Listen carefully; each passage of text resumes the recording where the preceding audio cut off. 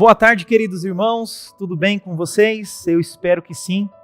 Eu estou muito feliz de desta tarde estar com vocês para compartilharmos assuntos interessantes sobre os princípios que governam a nossa vida. Não são princípios somente da igreja, são princípios que governam a nossa vida. Eu espero que você esteja gostando dos assuntos que nós estamos trazendo nestes dias para vocês. Não diferente, hoje nós temos um assunto bastante importante, também polêmico. Qual é a minha parte nesse plano da salvação? O que eu preciso fazer para ser salvo? Nós vamos falar sobre este assunto interessante depois da nossa oração. Então eu te convido a, nesse momento, a orar juntamente conosco. Vamos nos ajoelhar. Se você não puder, feche os seus olhos. Vamos falar com Deus. O pastor Taishuan vai orar conosco. Soberano Deus, Criador do céu e da terra, estamos, Senhor, mais uma vez aqui neste momento para buscar a Tua direção através, Senhor, deste programa, para que possamos, de fato, Senhor, ser um instrumento em Tuas mãos para levar, Senhor, esta mensagem especial para todas as pessoas que precisam conhecer a parte que nós precisamos desempenhar em prol da nossa salvação, ó Pai. Queremos te pedir as Tuas bênçãos sobre cada um de nós. Derrame o Teu Santo Espírito para que possa nos conduzir a falar tudo aquilo de acordo com a Tua vontade. Tudo isso te pedimos e te agradecemos em nome de Teu amado Filho Jesus, hoje e sempre. Amém. Amém. Muito bem. Eu quero apresentar os nossos convidados, os nossos pastores que estão conosco nesta tarde. E eu quero começar aqui pela minha esquerda, apresentando o nosso querido irmão Davi Pai Silva. Boa tarde, irmão Davi. Prazer, é uma satisfação estar aqui com vocês para aprender da palavra de Deus. Nós que agradecemos. Nós aqui do Aspa Online agradecemos de coração por sua disponibilidade de falar sobre um assunto que o Senhor domina bastante, né? Há muitos anos fala sobre esse assunto do plano da salvação. É isso mesmo? Isso mesmo. Nós temos também aqui ao lado do nosso irmão Davi Pai Silva, o nosso mais jovem pastor do movimento de reforma, o nosso irmão, o pastor Taishuan. Boa tarde, pastor Taishuan. Boa tarde, irmão Rodrigo. Para mim é um grande prazer estar aqui novamente no Aspa Online e queremos contar com a colaboração de vocês. Nós estamos aqui para ajudá-los. Muito bem. Ao meu lado direito, nós temos aqui mais dois pastores já gabaritados, há muitos anos, trabalham na obra do Senhor, como ministros do Senhor, cuidando de muitas ovelhas. Nós temos o pastor Josafá. Pastor Josafá, uma boa tarde para o Senhor. Boa tarde, Rodrigo. Boa tarde a todos que estão nos ouvindo. Para mim é um prazer estar aqui entre os ministros, pastores, e recebendo essa graça, né, de aprender cada vez mais da palavra do Senhor. Que bênção. Muito bem. E nós temos aqui também o nosso pastor João Marcos. Muitos anos trabalha na obra do Senhor, com muita bagagem, muita experiência, e de pronto aceitou o nosso convite para falarmos sobre este assunto tão importante assim na vida de nós seres humanos. Boa tarde, pastor. Boa tarde. Graça e paz sejam multiplicadas pelo conhecimento de Deus e de Jesus Cristo, nosso Senhor e Salvador.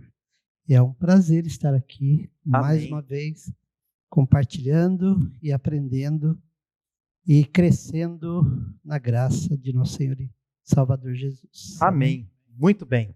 Irmãos, dentro do plano de salvação, do plano da salvação, existe a justificação que nós chamamos de justificação imputada, aquilo que Deus dá para nós de graça sem a mão do ser humano. Nós temos a santificação. E no mundo protestante, no mundo cristão, no mundo protestante, na teologia, nós aprendemos que a santificação ela se divide em duas partes. A parte que é a de Deus e a parte que o ser humano coopera.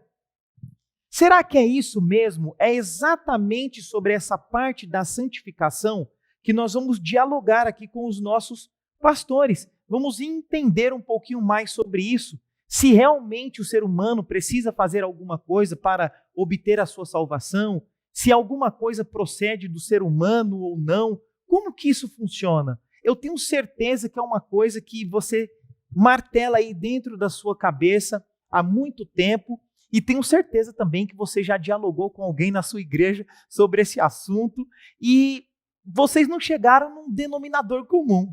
Vamos tentar fazer isso hoje com a graça de Deus. Bom, então aqui para os nossos pastores nós vamos abrir um diálogo, tá bom? Quero deixar essa oportunidade para, se vocês se sentirem confortáveis para responder a minha pergunta. Eu não vou dirigir minha pergunta diretamente, especificamente para uma pessoa, para que vocês se sintam confortáveis para compartilhar sobre este assunto.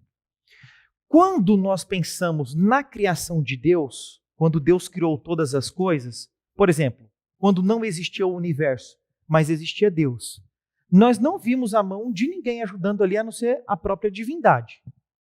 Depois da existência dos anjos, Deus nunca parou de criar. E, por exemplo, na nossa terra, houve a criação da nossa terra. Haja luz, houve luz, os 6 dias da criação.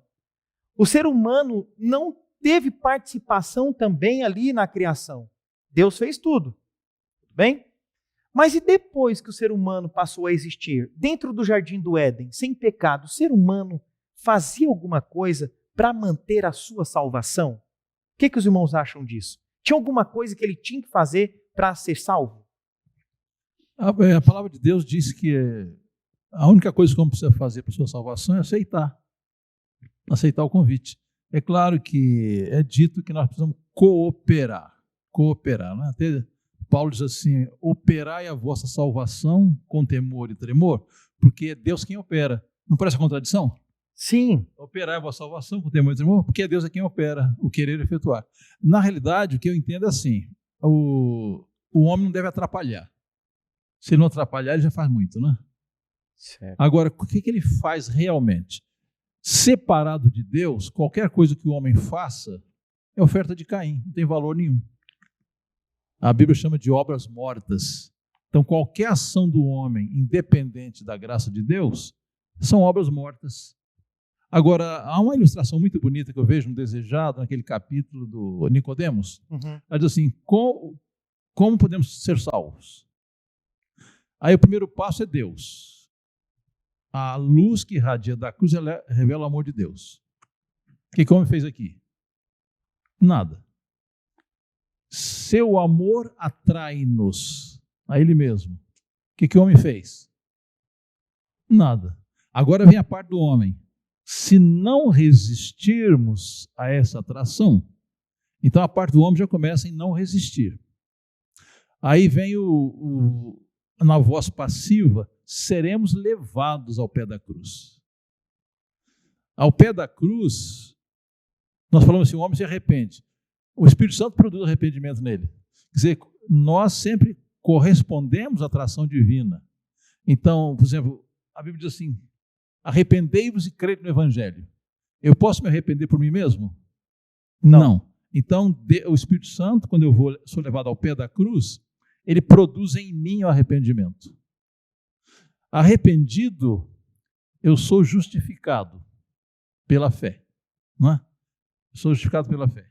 Justificado, o Espírito Santo produz um novo nascimento. Eu acho muito bonita a frase da inspiração que diz assim: o perdão de Deus é o transbordamento de amor que transforma o coração. Bem, agora, o homem aceitando a Cristo sendo justificado, o Espírito Santo coloca a lei no coração. A parte do homem é obedecer. Mas ele só pode obedecer pela graça de Deus. Certo. Então, eu entendo que a parte do homem sem Deus é presunção, é egoísmo, é orgulho, é oferta de Caim. Agora, sempre que ele corresponde, ele está fazendo alguma coisa, não está atrapalhando. O querer efetuar é de Deus. Querer efetuar é de Deus. Então, mesmo que a pessoa pense assim: eu quero obedecer, é Deus que está colocando isso na mente. O desejo de obedecer é a obra de Deus. Então, vejam só, irmãos, a oração, por exemplo, a obediência, o estudo da palavra de Deus, ir à igreja, tudo é um sentimento que Deus coloca. Mas é o próprio ser humano que está praticando isso? Ou ele está em êxtase com o Espírito Santo fazendo isso por ele? Ele não tem isso, né? Ele pratica. Não tem esse negócio do êxtase? É um êxtase ou é ele mesmo que está praticando? Ele pratica, né? Então aí é a parte do ser humano. Ele responde, né, à ação divina, né? De Deus falar assim, olha, é importante orar, é importante ir à igreja. Então você toma esse passo, seria esse o caminho, a parte do ser humano. Por que a oração é importante? Por que a oração é importante? Os irmãos podem nos ajudar? Por que se ajoelhar? Por que falar com Deus quando você está andando no carro? Por que essa parte do ser humano é tão relevante? Essa questão da oração. Porque algumas pessoas podem pensar assim, eu estou orando, mas será que de fato Deus está me ouvindo? Será que de fato Ele está me respondendo dentro desse diálogo da oração? Por que ela se faz importante na nossa vida? Por que a obediência é tão importante? Bem, lá em Isaías 30, verso 21, inclusive foi mencionado em outra ocasião, que há uma voz de trás de ti dizendo, este é o caminho. Então, o Espírito Santo, ele gera em nós o desejo de orar, de obedecer, de entregar a nossa vontade a Ele. E a oração é o abrir do coração a Deus como a um amigo. Todo aquele que vai a Jesus, como o próprio Senhor Jesus disse, vinde a mim, todos os que estáis cansados e sobrecarregados. E a oração é justamente entregar o nosso coração, abrir o nosso coração a Deus, em busca de uma resposta, em busca da paz. E a oração, ela age até mesmo cientificamente com todo o nosso ser, né? O nosso cérebro mesmo tem uma parte que ele passa a ter mais pulsação ali, né?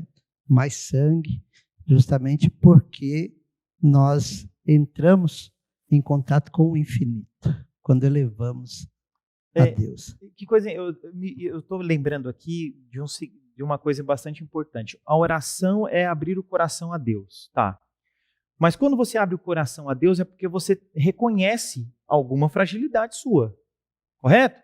Não, vou abrir meu coração a Deus, vou conversar com Deus, porque eu preciso vencer alguns defeitos de caráter, eu preciso melhorar em determinadas áreas da minha vida, segundo a palavra de Deus. Mas para que isso aconteça, precisa acontecer uma coisa importante, uma palavrinha chamada arrependimento. Por exemplo, o meu pai, ele nunca teve um carro. Ele nunca falou em ter carro, porque ele nunca sentiu a necessidade de ter um carro. Para ele é indiferente ter um carro. Então, como que eu, Rodrigo, vou orar? Como que eu vou para a igreja? Como que eu vou dar um estudo bíblico? Como que eu vou falar de Deus para as pessoas se eu não sinto essa necessidade que está relacionada ao arrependimento? O que seria isso, irmãos? Arrependimento. O que é isso? Como que a pessoa descobre isso? Como que, de fato, ela vai sentir essa necessidade de se arrepender de alguma coisa? Que é a parte do ser humano, o arrependimento. Ou não? É de Deus também. Então, na verdade, irmãos, como o irmão Davi disse, o pastor Davi disse, todos os nossos quesitos, vamos dizer assim, nós somos totalmente dependentes da graça de Cristo, né? O homem por si só, ele não consegue chegar a este arrependimento. Ele não consegue se sentir que depende de se arrepender. Por quê? Porque a justiça do homem, ela, como diz o profeta Isaías, né, é um trapo de imundícia. Então, tudo que a gente faz por conta própria, ela não nos leva a reconhecer essa necessidade. E isso é tão preocupante nossos dias atuais, porque hoje nós vemos muitas pessoas, por exemplo, trazendo algumas informações, alguns comentários, de que, por exemplo, o homem, ele precisa fazer algo para ser salvo. Ou seja, eu tenho que fazer isso, eu tenho que fazer aquilo, senão eu não vou ser salvo. E com isso, muitas das vezes, nós acabamos tentando comprar a nossa salvação. Mas nós precisamos entender que até mesmo para nós sentir essa necessidade de arrependimento, nós precisamos de Cristo. E através do Espírito Santo, é Ele quem coloca em nós o desejo de nos arrependermos, né? Por isso que a oração, como já foi citado, é a chave disso tudo. Porque nós vamos ter uma comunicação direta com o Pai, uma comunicação pessoal, você com Deus, e Deus agora, através do Espírito Santo, vai implantando isso em nossos corações, e nós vamos sentindo esse desejo de se arrepender, mudar o nosso defeito de caráter e agora viver uma vida em conformidade com a palavra de Deus. E agora aqueles atos que nós pensávamos que nós tínhamos que fazer para ser salvos, automaticamente ele já vai ser visto no nosso dia a dia, através do nosso próximo. Por quê? Se eu falava mal do meu colega, mas agora olhando para Cristo, sentindo essa necessidade de Cristo na minha vida, isso vai ser automático. Por quê? Eu não irei falar mal do próximo, não para mim ser salvo, mas por quê? Porque eu aceitei a Cristo e a justiça de Cristo foi depositada em mim e eu agora sinto essa necessidade de mudar a minha vida, por causa do poder que Cristo dá-nos através de sua graça. Os irmãos se lembram que João Batista pregava isso, né? A mensagem do arrependimento. Ele dizia assim também: produzir frutos dignos de arrependimento. Isso aí é bastante interessante.